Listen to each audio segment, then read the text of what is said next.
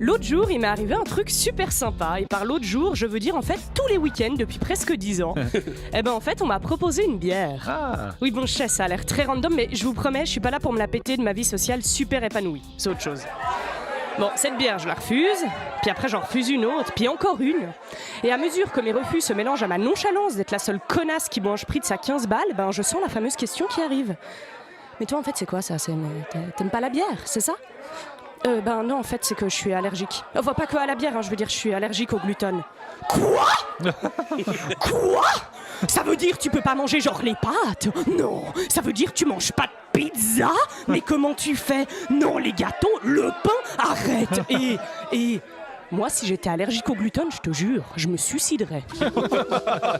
Si j'étais allergique au gluten, je me suiciderais. Cette bonne vieille phrase si charmante qu'on me dit depuis que je suis enfant. Alors déjà, moi, si j'étais une connasse sans empathie, je me suiciderais aussi, Elisa.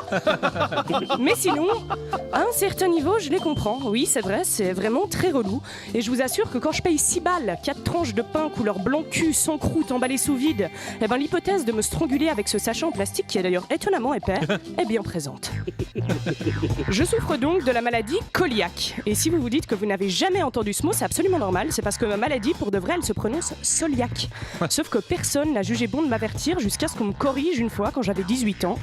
Ouais, du coup, j'ai passé 14 ans de ma vie à pas savoir comment s'appelait ma propre maladie. C'est quand même vachement chaud. Hein. Imaginez, vous croisez une personne avec une canne dans la rue et elle vous dit qu'elle est aveugle.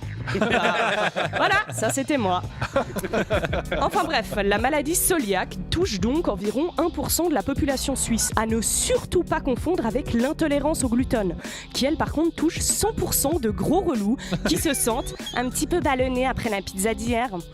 Bon, pardon, hein, je dis pas, c'est pas fun d'avoir mal au ventre, mais un symptôme ne fait pas une maladie. Regardez, par exemple moi, j'aime bien les soirées en rooftop, mais je vote pas à droite. Voilà. Autre chose, encore une fois, ne me lancez même pas sur ceux qui mangent sans gluten juste par plaisir. Mais quelle est la vision du plaisir de ces gens? Dépenser l'équivalent d'un PIB quand on fait ses courses? Commander toujours une salade sans crouton au resto? Manger que des aliments couleur jaune pisse? Faire des coloscopies tous les 6 mois? Ah bah oui, c'est vraiment la quintessence du fun. Et tiens, pour les prochaines vacances, je vais essayer d'être diabétique là, tu sais. Ça a l'air marrant, ce truc de se piquer tous les jours. Bon, du coup, ça fait que le mot gluten, à cause de ces gens, est depuis quelques années toujours suivi de la phrase « la nouvelle mode ». Et vraiment, moi, j'ose même plus dire que j'en mange pas, parce que je sais que tout de suite, la personne en face m'imagine avec un cappuccino au lait d'avoine dans une galerie d'art gratuite à dire des trucs genre « non, mais l'écran VCR, ça amène vraiment un truc ». Et si le gluten est considéré comme une maladie de petits bourgeois fragiles, en vrai, bon, c'est pas pour rien non plus. Hein.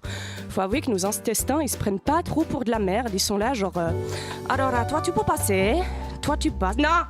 C'est quoi ça? C'est tout gros, c'est tout gonflé. Non, ça, c'est non ici. Ici, on veut de la verdure.